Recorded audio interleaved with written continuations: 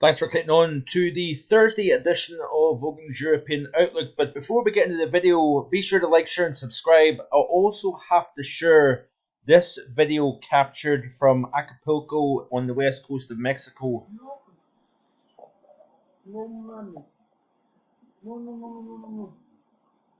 This, folks, was the after effects and the devastation left behind by Hurricane Otis that made landfall near Acapulco on the west coast of Mexico as a powerful 163 mile per hour Category 5 hurricane. Sheer devastation, and I really don't know where these folks are supposed to start the cleanup operation. An absolutely devastating scene coming out of Acapulco in Mexico, and our thoughts and prayers go out to the folks in this part of the world after Otis intensified from a tropical storm to a Category 5 hurricane within 12 hours and seemingly not caught in the computer forecast models. So you can actually see further video here showing the entirety of this devastation just decimated. It looks like a bomb has went off, and where the heck are you supposed to start with that? Just pretty unbelievable stuff, actually, if you ask me. Interesting weather to come as well. Now, this is the scene out of Calgary, by the way, back on the 24th of October. Take a look at the fire. Was that putting you in mind of Christmas and the wintry theme? If only, right? Yeah. I must admit, I would quite like to have that kind of weather in the not so distant future here in the UK. In fact, we might have something rather different than that coming up in about a week's time. The snow that we're seeing over parts of the prairies, Western Canada, into the the northwest and the northern plains of the United States could be the harbinger of something rather stormy in our part of the world down the road here. Now, there is still a long way to go, but what we do have is the indications of a very, very powerful jet stream that is expected to roar across the North Atlantic next week, later next week, towards next weekend, at upwards of 200 knots, and it may develop a very, very powerful area of low pressure. The first major windstorm of the season is possible. So let's break down the overall situation and show you what's going on here. So this is the North Atlantic 850 millibar temperature profile of the GFS model. So you can see here the eastern side of North America, the United States and Canada. You've got, of course, the Caribbean. You've got the UK and Ireland up here at the top right hand corner of the chart here. And what we're going to see is, and we have got at the moment, is a storm system slicing through the central prairies or the plain states of the United States. We've got warm air coming up ahead of it, and we've got cold Arctic air coming down behind it. Now, what happens is, as we play through this loop, this is a Hurricane Tammy or Tropical Storm Tammy. I can't remember whether it's a hurricane or a tropical storm, which is quite bad of me, but nonetheless, you can see it here trapped over the Atlantic here, building up ace points over the open ocean here. Now, what we've got is at the very left-hand side of the chart, we've got quite a tight pressure and temperature difference here over the western plain states here, anywhere from North Texas up through Oklahoma, Kansas, and into Nebraska. And we've got Arctic air coming down. And what's going to happen is this Arctic air, as that area of low pressure exits to the northeast, we're going to see the Arctic air plunge south down the plain states here. Bear in mind, this is the 850 temperatures, right? And what we're going to do is we're going to start to increase the temperature difference as Arctic air comes south and meets that tropical air, we're going to increase the strength of the jet stream. All the while, this is of course by Sunday, this upcoming weekend, of course, got that area of low pressure over the UK and Ireland here. Fairly stretched out. We have got windy conditions. We've got southwesterly winds on the southern flank of the low, easterly winds on the northern flank of the low. Nothing particularly mild, nothing particularly cold either. But what happens is we're seeing that Arctic air drive south over North America, and in turn that is going to strengthen the jet stream. As that thermal imbalance tightens, you increase the strength of the jet stream. And then as that jet stream becomes stronger, we are, of course, entering a neutral NAO pattern. So the jet stream becomes a lot more zonal flat, and it runs straight across the North Atlantic here. So as we start to skip towards late Monday into early Tuesday of next week, you can see here the tight squeeze between very cold air and very mild air to the south, and you've got that jet then exiting North America and crossing over the North Atlantic. Now we've got areas of low pressure seen by the model to develop on the south side of the jet, on the right entrance region of the jet. You've got several areas of low pressure here developing on this boundary here. So essentially, we'll look at the jet stream in just a second, but essentially if you just draw a line here between the cold and the warm, that's where your jet stream is running. And what we've got here is the potential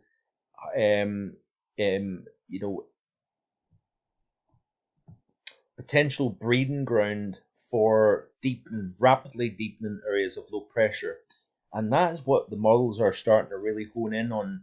You've got one feature here that runs through the channel here, potentially creating wind and rain problems. But then as we skip towards next weekend and even beyond that, we've got another deep area of low pressure that pops here. And this here could be a real troublemaker, potentially anywhere from Northern Iberia, France, all the way up into the UK and Ireland here. So of course a very, very long way out, but it looks as if the early days of November, with that very strong jet stream rolling across the Atlantic due to the temperature imbalance across North America. Remember what I said to you about the warming taking place over the stratosphere from Siberia towards North America, that we would increase the chance of some sort of an Arctic plunge over North America here. And that may or may not be connected, but it looks as if we're seeing that taking place. And what's taking place over North America then sets the wheels in motion for what may happen across the North Atlantic and into the UK and Ireland. Remember 2013-14, that winter saw multiple surges of polar air coming southwards over North America, increase the strength of the jet over the Atlantic, and we've seen one deep area of low pressure after another hammer the UK and Ireland here. It was one of the stormiest winters on record for the UK and Ireland.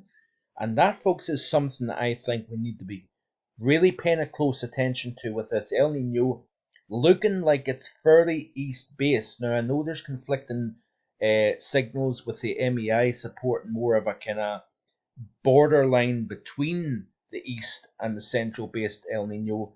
We've got, yes, the easterly QBO, but the El Nino may override the pattern completely, and it may shut down the influence of any easterly QBO. So we need to take that into consideration here. But there is other aspects that are worth paying attention to. Yes, we may see weakening of the polar stratosphere.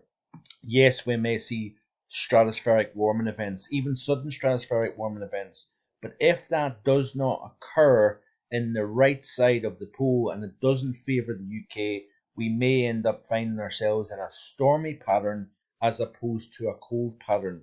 So let's skip through the sequence here. We've got a lot of high pressure here over the North Pacific. What that's doing is it's forcing mild air out of the subtropical Pacific northwards in the northwestern portion of North America, and in turn forcing the cold air south, hence why we're seeing the snow in Calgary, Billings, Glasgow, Montana, all the way down towards Denver area, Upper Plains, Great Lakes. We're seeing that first snow of the season here, But in turn, what that's going to be doing is it's going to start to increase that imbalance in temperature. And there we go. As you see here, towards the end of the upcoming weekend, you're starting to see the strengthening of the jet stream through the Great Lakes, southern Ontario and Quebec.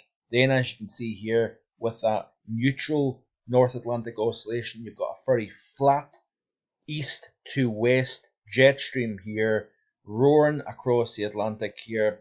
And of course, we've got the development of areas of low pressure on board that jet stream. But we could see some, 200, 250, 260 or 70 mile per hour jet stream roaring across the North Atlantic here. I'm sure aircraft taking off from parts of the United States that are heading towards Europe will be riding that jet stream and shaving a good hour and a half off their flight time between North America and Europe with that jet stream in place here. And yeah, very, very, very interesting times to come here with regards to the weather situation. So have a look. Let's have a look and see what it's showing here. Let's get to the North Atlantic view here. Let's get right back and you can see what's taking place over the next several days here. So we've got, of course, that area of low pressure generally to the west of the UK and Ireland here, but multiple frontal systems will bring an increase in rainfall. We're keeping an eye on a little feature that may develop a centre of low pressure, over the course of the weekend here, may increase the shower activity into northeastern portions of Scotland, exacerbating the situation that we've already got over parts of Angus, Tayside, southern Aberdeenshire, for example. You can see here more wet weather moving into southern Ireland, Wales, southwestern portions of England. We've got a line here that could bring some fairly severe thunderstorm activity, very heavy rainfall rates here. Of course, I showed you a couple of days ago the amount of rain expected over northwestern Iberia through the central swathe of France.